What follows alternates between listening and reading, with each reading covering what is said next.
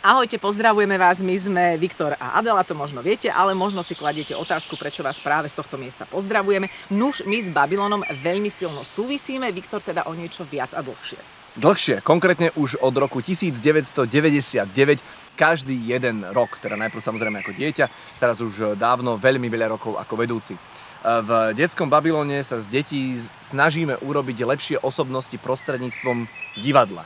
Nevytvárame z nich hercov alebo herečky, aj keď sa tešíme, keď z nich sa niekto stane hercom alebo herečkou, ale divadlo je fantastickým prostriedkom na rozpúšťanie ostychu pred ostatnými.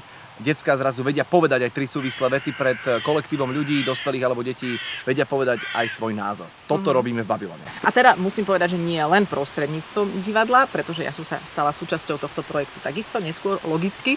A priznám sa, že babylonský prístup je pre mňa, a myslím si, že aj pre všetkých, veľmi výnimočný, veľmi funkčný a veľmi čarovný a veľmi silný. A ten môžu zažiť aj vaše decká v babylonskej škole, tak sa poďte na to pozrieť. Príbeh legendy napísaný v knihách, mocným brávam dával chudobným, symbol slobody, čo prúdila mu v žilách, pod nebom spával hrdina národný.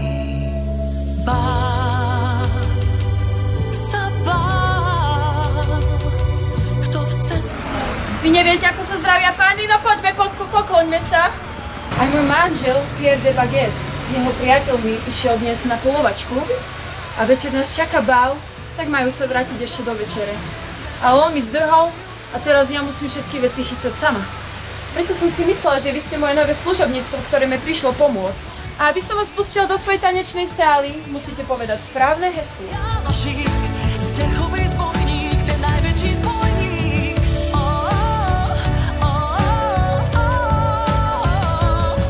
Juraj Jánošík, Jánošík, zbojník.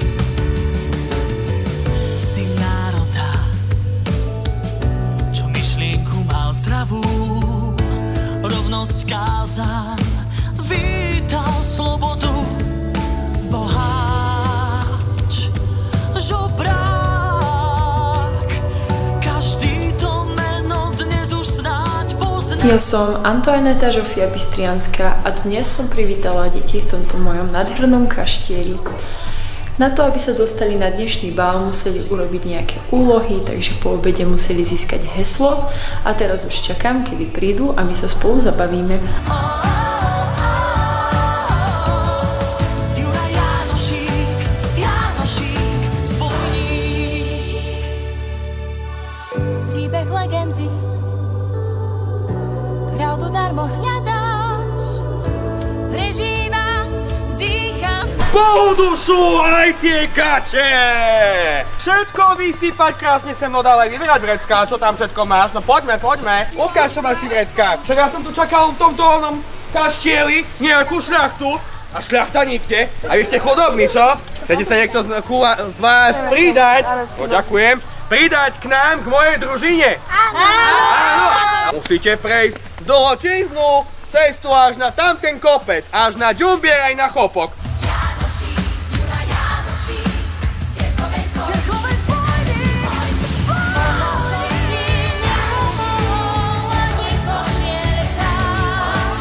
Dnes sme robili bingo ľudské, kde sa nám podpisovali naši spolužiaci alebo pani učiteľky. Tak sme nazbierali my traja všetko, tak sme získali lietajúce taniere. Boli tam aj otázky, ktoré sme nevideli a snažili sme sa to čo najrýchlejšie vyplniť. Bola to veľká sranda.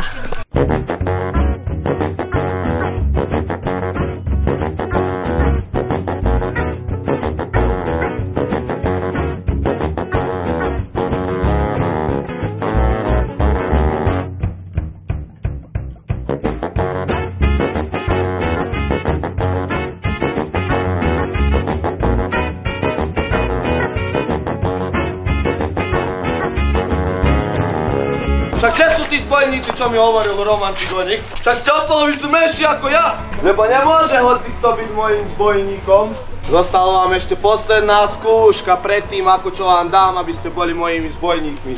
chcem, aby ste sa naučili narábať s dukátmi, aby ste ešte viacej zarobili, že? Spolu s mojimi zbojníkmi sme dnes nachystali jarmok nepalošný pre vás. Budete mať za úlohu nazbierať čo viacej dukátov.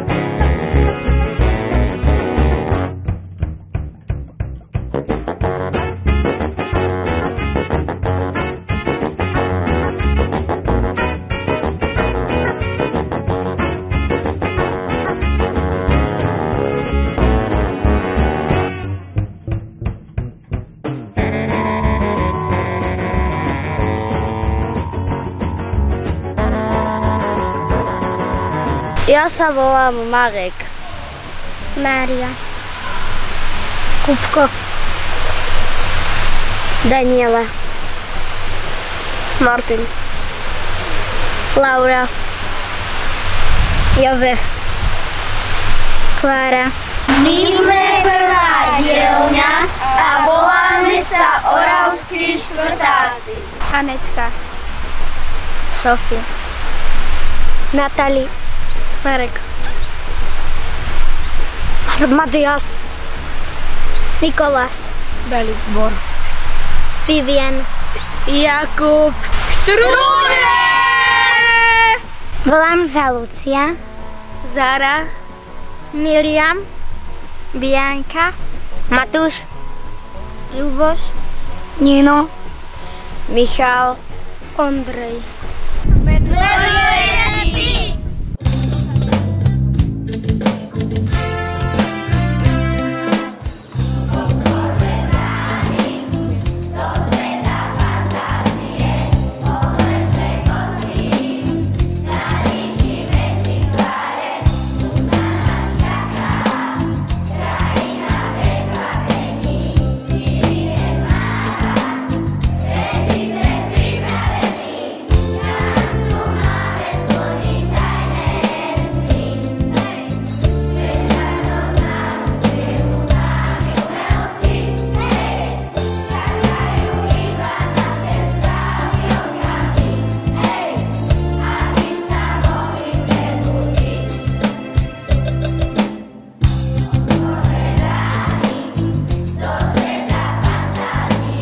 Do školy Babylon sme sa veľmi tešili. Prišli sme tu na odporúčanie mnohých pani učiteľiek z iných škôl. Lektori boli úžasní, deťom sa venovali s plným nasadením a s chuťou. No, na Babylon budeme mať krásne spomienky a budeme veľmi dlho spomínať. Bolo tu úžasne, môžem len odporúčať. Takže, privítali sme sa tým, že sme sa vybalili v izbách a potom nás čakal obed. No a tak každý deň sme mali programy v téme Janošík, keď sme vlastne v štvrtok sme hrali aj o ňom divadlo. Bola to veľká sranda, spoznal som nových kamarátov, boli sme na turistike, vyhrali sme bingo s Janošikom. Tretí deň sme zbierali opičky ako dukáty, čo nám prikázal Janošík, že potom sme nazbierali čo najviac dukátov, mali sme kolečko šťastia. Každý vyhral na tom kolesu šťastie dačo dobre a dačo aj zlé. A potom, keď sme si vytvárali aj mapy a nechali sme ich uschnúť. Posledný deň, v štvrtok, sme hrali divadlo o Janošíkovi. Mali sme 3 časti, ako sa narodil, ako zbíjal a ako ho obvesili na hák a nakoniec sme mali diskotéku.